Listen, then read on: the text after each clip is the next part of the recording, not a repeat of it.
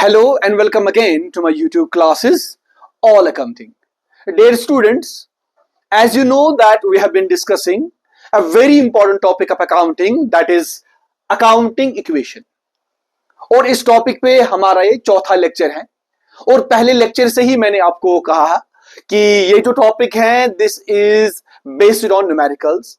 हमारी class 11th की accounting का ये पहला न्यूमेरिकल यूनिट है और इस न्यूमेरिकल यूनिट पे हमने पहले ही 2 न्यूमेरिकल प्रॉब्लम सॉल्व की है.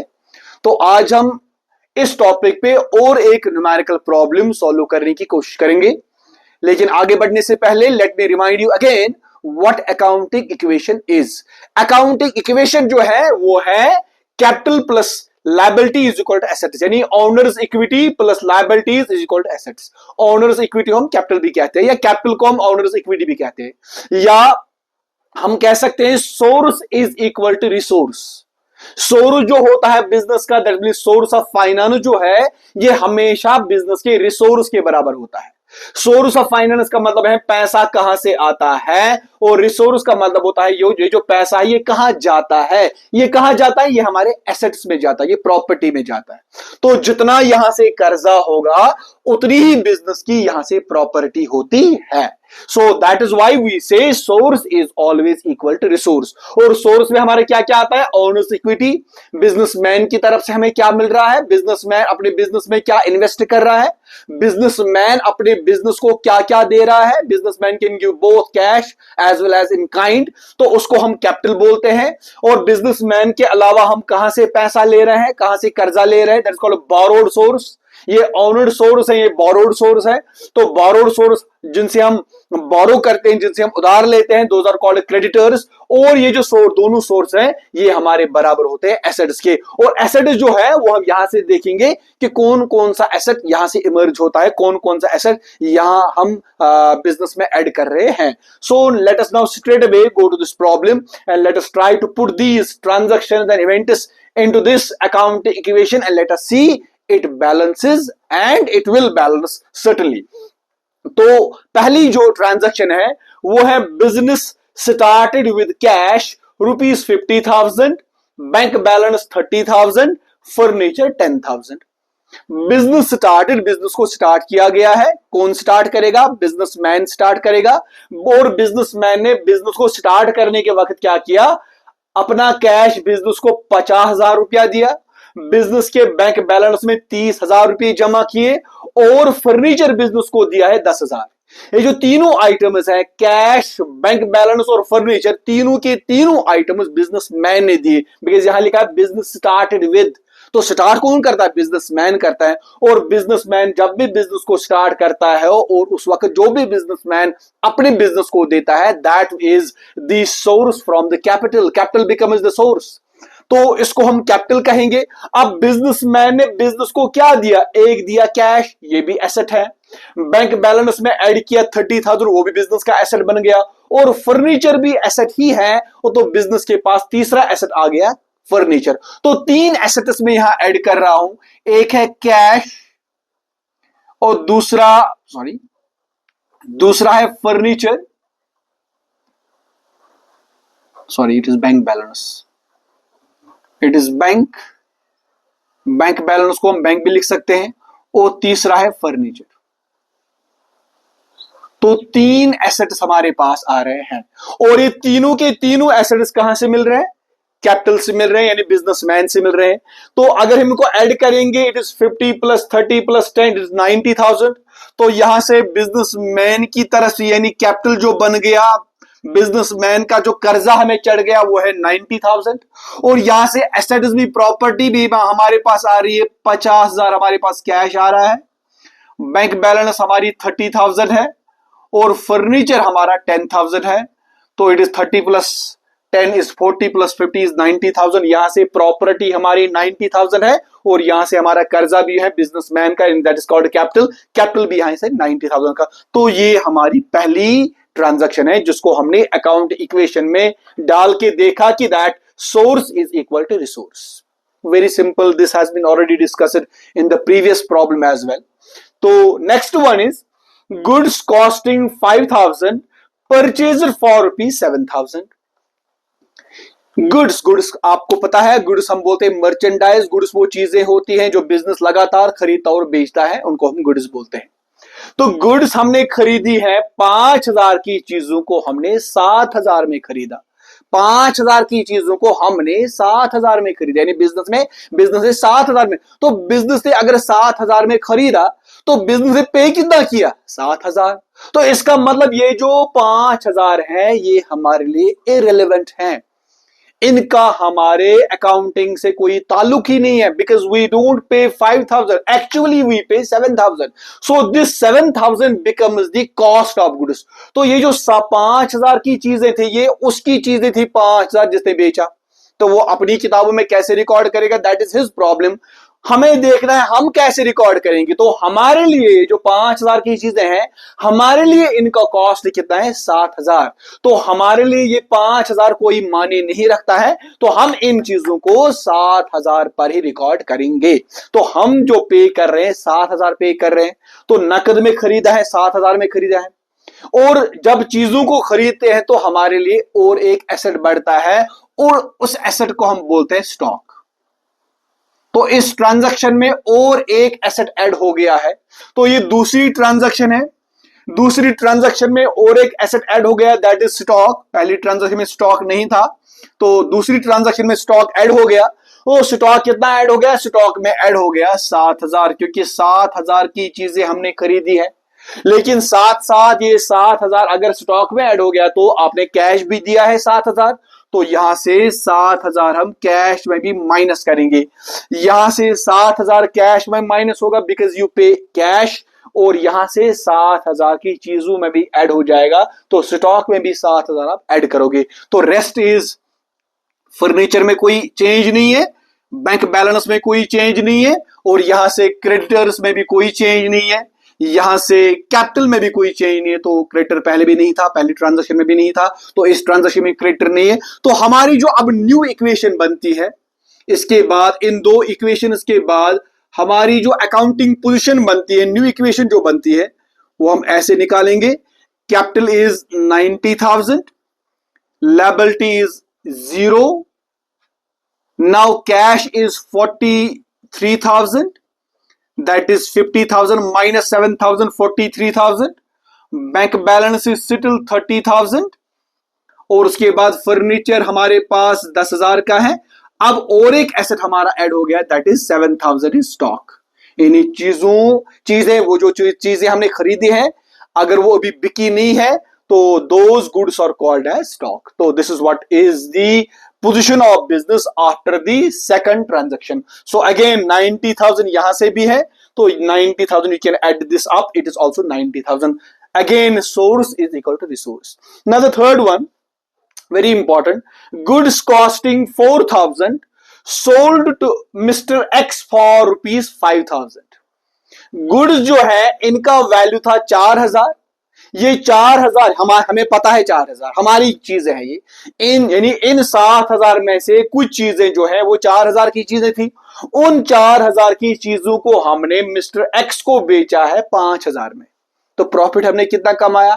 1,000 का प्रॉफिट कमाया। अब देखिए बेटा क्या करना है, हमें करना है, पहले ही हमने लेकिन मिस्टर एक्स को बेचा है। मिस्टर एक्स को बेचा है, यहां पर कैश का कोई जिक्र नहीं है, इसका मतलब है मिस्टर एक्स को हमने उधार में बेचा है। तो मिस्टर एक्स क्या बन गया? मिस्टर एक्स जो बन गया वो बन गया हमारा डेटर। तो one more asset is added here, debtor. Debtor का मतलब होता है वो लोग या डेटर्स, वो लोग, वो इंस्टीट्यूशन जो हमें पैसा उधारते हैं, जिनके पास बिजनेस का पैसा होता है। तो मिस्टर एक्स के भी पास भी हमारा पैसा है। कितना पैसा है? 5,000 रुपया है, क्योंकि मिस्टर एक्स को हमने 4,000 की चीजों को 5,000 में बेचा है। तो मिस्टर एक्स हमारा डेटर है। तो पहली ट्रांजैक्शन में डेटर नहीं था, यहां भी डेटर नहीं है, न्यू इक्वेशन में भी डेटर नहीं है। लेकिन जो हमारी तीसरी हमारी जो ट्रांजैक्शन है इसमें डेटर होता है ऐड, मिस्टर एक्स हमें उधारता है 5,000। तो यहां मैं लिखूंगा 5,000। मिस्टर एक्स के पास हमारे 5,000 है। लेकिन स्टॉक कितना निकल गया? स्टॉक में कितनी थी? 7,000 की चीजें। तो 7,000 में से 4,000 की चीजें माइनस हम करेंगे, क्योंकि 4,000 की चीजें हमने बेची। 5,000 हम डेटर्स में ऐड करेंगे, ये 4,000 हम स्टॉक में माइनस करेंगे, क्योंकि 4,000 की चीजों को हमने 5,000 में बेचा। तो कितना हमने कमाया इसमें? 1000 कमाया। तो ये 1000 हम करेंगे किसका है? ये बिजनेसमैन का है। तो ये 1000 हम यहां कैपिटल में ऐड करेंगे। तो कैपिटल में प्रॉफिट ऐड होता है, इनकम ऐड होता है, एक्सपेंस माइनस होता है। याद रखेंगे आप, कैपिटल में जो है इसमें प्रॉफिट भी ऐड होता है कैपिटल में, इनकम भी कैपिटल में ही ऐड होता है, और एक्सपेंस कैपिटल से माइनस होता है। तो ये आप याद रखें। तो यहां प्रॉफिट हमें आया है, इन चीजों में से हमने 1000 रुपए का प्रॉफिट कमाया, वो कैपिटल में ऐड होगा। 4000 की चीजें हमने बेची तो वो स्टॉक में माइनस होगा। 5000 में बेचा तो मिस्टर एक्स हमें उधारता है 5000, तो 5000 यहां से माइनस करेंगे। रेस्ट फर्नीचर इज अनचेंज्ड, उसके बाद जो bank balance unchanged, cash unchanged, creditors में भी कोई तब्दीली नहीं, मतलब क्रेडिटर अभी है ही नहीं।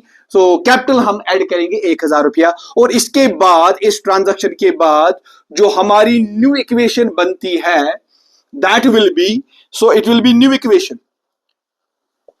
तो नाउ कैपिटल इज 91,000 बिकॉज 90,000 पहले था, तो 1000 प्रॉफिट ऐड हो गया। There is no liability yet. Cash हमारे पास है 43,000, बैंक बैलेंस स्टिल 30,000, फर्नीचर हमारे पास 10,000 है। अब हमारे पास जो स्टॉक था ये था 7,000, 7,000 में से 4,000 माइनस करेंगे तो स्टॉक हमारे पास 3,000 रह गया अब, और डेटर हमारे पास है 5,000। ऐड करो, अगर हम इनको ऐड करेंगे तो दैट अगेन विल बी 91,000। अगर आप इनको सबको ऐड करें तो ये 5 + 3 हो गया 8,000, ये हो गया 18,000, 18,000 और प्लस ये हो गया 48,000 प्लस 43,000 हो गया 91,000। तो ये भी 91,000 निकलता है, ये भी 91,000 निकलता है। तो again it is source is equal to resource. So this was the third, after the third transaction. Now the fourth one, very important, amount received from mister x, यानी मिस्टर एक्स की बात आ रही है। अमाउंट, इसके बाद क्या हुआ, इस ट्रांजेक्शन के बाद मिस्टर एक्स से amount received from mister X 4,000 and balance declared as bad debt. Very important, mister X के पास हमारा कितना पैसा था? 5,000। मिस्टर एक्स को हमने 5,000 में चीजें बेची है, मिस्टर एक्स हमें उधारता है 5,000। अब मिस्टर एक्स से हमने क्या लिया है? 4,000 रुपया लिया, and balance declared as bad debt. और ये जो 1,000 बैलेंस रह गया मिस्टर एक्स के पास, इसको डिक्लेयर किया गया as bad debt. Bad debt का मतलब होता है कि ये बाकी पैसा एक्स खा गया, ये 1,000 रुपया अब हम एक्स से वसूल ही नहीं कर सकते हैं। There could be so many reason that will be discuss later on कि बैड डेट क्यों होता है। It will be because of mister X insolvency. तो बहुत सारी रीजन हो सकते हैं, लेकिन अब यहां पर पता चल गया अकाउंटेंट को कि ये 1,000 रुपया जो है, बैलेंस जो है 4,000 में 5,000 हमारे मिस्टर एक्स के पास है, 4,000 हमने रिसीव किया, और balance declared as bad debt. Bad debt का मतलब एक्स खा गया, ये हम रिकवर ही नहीं कर सकते हैं। ये बैलेंस कितना है? ये बैलेंस है 1,000 रुपया। तो 1,000 रुपया हमारा बैड डेट हो गया, और 4,000 रुपया हमने मिस्टर एक्स से लिया। तो मिस्टर एक्स से क्या हम फिर से पैसा मांगने जाएंगे? Because we have already declared that mister X से अब हम ये पैसा नहीं ले सकते। इसका मतलब पूरा मिस्टर एक्स जो है, डेटर जो है, ये 5,000 हम पूरा माइनस करेंगे, यहां से पूरे 5,000 यहां से माइनस करेंगे, क्योंकि मिस्टर एक्स 4,000 इसने दिया तो 4,000 उसका उतर गया, और 1,000 जो है ये हमने डिक्लेयर किया बैड डेट की, हम मिस्टर एक्स से कभी ले ही नहीं सकते। इसका मतलब है ये पूरी के पूरे 5,000 हमारे एक तरह से कहेंगे क्लोज हो गए। 4,000 नकद में हमने लिया, 1,000 हमने बैड डेट डिक्लेयर किया, तो 5,000 यहां से माइनस करेंगे, 4,000 कैश में ऐड करेंगे, क्योंकि 4,000 तो मिस्टर एक्स ने दिया, तो 4,000 यहां से ऐड होगा। लेकिन नुकसान हमारा कितना हो गया? मिस्टर एक्स हमें उधारता था 5,000, हमने सिर्फ 4,000 ही रिकवर किया। लेकिन इसके बाद हम मिस्टर एक्स को पैसे मांगने नहीं जा सकते हैं, क्योंकि वो तो इंसॉल्वेंट हो गया, उसका दिवालिया निकल गया, वो हम रिकवर नहीं कर सकते हैं। इसका मतलब ये जो 1,000 हमें यहां नुकसान हो गया, ये 1,000 हम यहां से माइनस करेंगे कैपिटल से। Because I told you, profit capital में ऐड होता है, इनकम कैपिटल में ऐड होता है, और एक्सपेंस और लॉस जो होता है ये हम कैपिटल से माइनस करते हैं। तो बैड डेट की रकम जो है, बैड डेट का मतलब वो पैसा जो हम रिकवर नहीं कर सकते हैं, जो लोग खा गए। तो 1,000 रुपया यहां पर बैड डेट है, ये हम कैपिटल से माइनस करेंगे, 4,000 रुपया कैश में ऐड करेंगे और डेटर्स खत्म हो गए। डेटर्स के पास हमारे 5,000 थे, लेकिन अब वो 5,000 खत्म हो गए, अब वो डेटर्स नहीं रहे। तो इसके बाद जो बैंक बैलेंस है इसमें कोई चेंज नहीं है, यहां से भी कोई चेंज नहीं है, इसमें भी कोई चेंज नहीं है, तो यहां क्रेडिटर्स में भी कोई चेंज नहीं है। तो we will say it was the fourth transaction. The new accounting equation after this will be, हमारी जो नई अकाउंट इक्वेशन होगी, new equation will be, it will be 90,000 again capital, liability is at zero, अभी कोई कर्जा नहीं चढ़ा है, एक्सटर्नल लायबिलिटी, और यहां से हम 4,000 ऐड करेंगे तो ये बन जाएगा 47,000, इसमें ऐड हो जाएगा, और प्लस यहां से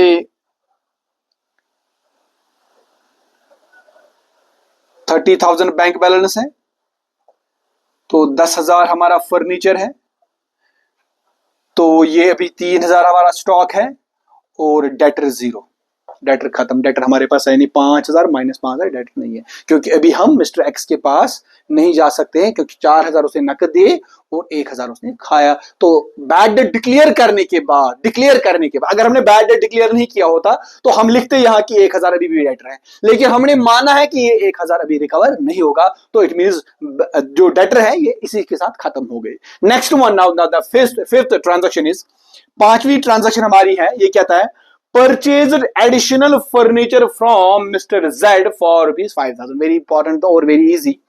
हमने एडिशनल फर्नीचर खरीदा है मिस्टर जेड से 5,000 रुपए का, तो ये फर्नीचर हमारे पास आएगा, फर्नीचर यहाँ है, तो यहां पर हम फर्नीचर को ऐड करेंगे 5,000 रुपया, और ये हमने खरीदा है मिस्टर जेड से, मिस्टर जेड का मतलब होता है उधार में खरीदा है, तो ये अगर उधार में खरीदा है तो मिस्टर जेड को हम उधारते हैं 5,000, तो यहां क्रेडिटर्स में 5,000 ऐड हो जाएंगे।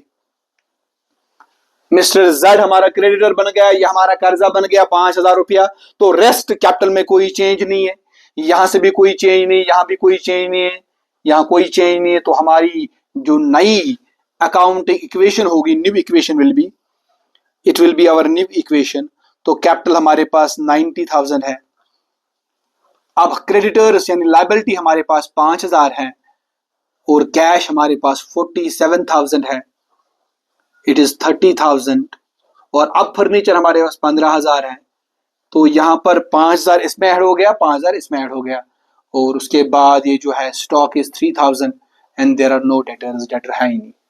सो this is after the end of this transaction, our the position of the business is this. हमारे पास जो टोटल सोर्स है वो है 95,000, और एसेट्स भी हमारे पास 95,000 के हैं। And the last transaction is withdrew from bank for personal use, withdrew from bank for personal use, withdrew हमने बैंक से निकाला, लेकिन ये बिजनेसमैन ने बिजनेस के लिए नहीं निकाला, ये बिजनेसमैन ने अपने पर्सनल यूज के लिए निकाला।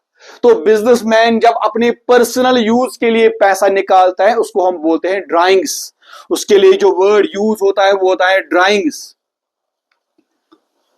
Drawings is the word which is used when businessman withdraws from business bank account or business cash for his personal use। businessman business के कैश से निकाले या business के बैंक से निकाले या business के कोई भी एसेट अपने पर्सनल यूज के लिए अगर लेता है तो उसको हम ड्राइंग्स बोलते हैं। और ड्राइंग से क्या होता है, ड्राइंग से सीधे सीधे कैपिटल कम हो जाएगा।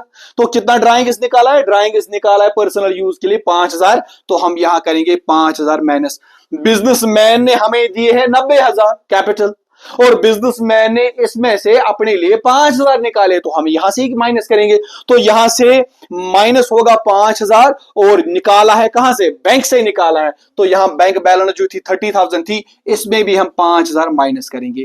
कैपिटल से 5,000 माइनस, क्योंकि बिजनेसमैन ने निकाला है, तो ये वो रकम है जो हम बिजनेसमैन को उधारते हैं, ये 5,000 वो रकम है जो बिजनेसमैन हमें उधारता है, तो ये 5,000 रुपया हम यहां से माइनस करेंगे और यहां बैंक बैलेंस से माइनस करेंगे, तो rest is no change here. तो हमारी जो लास्ट पे अकाउंटिंग इक्वेशन बनती है न्यू की, it was the sixth one, तो न्यू इक्वेशन हमारी बनती है दैट इज 85,000 कैपिटल, हमारी जो लायबिलिटी है वो है 5,000, और हमारी जो एसेट्स है इसमें कैश है 47,000 और इसमें 25,000 अब बैंक बैलेंस रह गई, क्योंकि हमारे पास बैंक बैलेंस ही 30,000, 5,000 बिजनेसमैन ने अपने लिए निकाले हैं बैंक से, तो 25,000 रह गया। और ये है 5,000, sorry 15,000, and now it is 3,000। So this is what is the last accounting equation so for this problem is concern. तो ये हमारी बिजनेस की पोजीशन है। इसको टोटल भी करेंगे तो ये बराबर निकलेगा 90,000। 90,000 is source and resource is also 90,000. You can find it, you can add it up, it is 90,000। यहां से भी 90,000 है और यहां से भी 90,000 है। We can say that source is always equal to resource. Up you can check many more problems and put that into account equation, and you will find always that source is always equal to resource. I hope you have understood this. We can solve many more problems on accounting equation. Hopefully the next lecture will be the last lecture on this particular topic, and we'll try to solve more this transaction events, and we'll try to solve more problems, and we'll put them into accounting equation, and we'll find it whether it balance or not. But those that all we discuss it in the future classes. But till then, if you have any problem, if you find there is any confusion, there is any problem, then you can write to me, you can text me. I'll be very happy to answer your queries, answer your questions. But for that matter, you have to watch the whole lecture, and then you have to see whether there is any problem or not, and then you can text me that problem. I'll be very happy to solve your problem. But and इसके बारे में जो है accounting equation जो है, इसके बारे में और भी प्रॉब्लम सॉल्व की जा सकती हैं। हजारों ट्रांजैक्शन इवेंट्स हैं जिनको हम अकाउंटिंग इक्वेशन में डाल के देख सकते हैं कि accounting equation always balances. But we can not stretch to that level, because यही कुछ खास ट्रांजैक्शन इवेंट्स हैं जिनको हम अकाउंट इक्वेशन में देखते हैं। तो hopefully the next lecture in the next lecture we'll conclude this topic. But till the next lecture, I hope you will stay tuned, you will watch my whole lecture, you will also subscribe to this as well. And till the next lecture, I wish you best of luck. I wish you very happy and fruitful accounting journey with me. Till then, Allah Hafiz.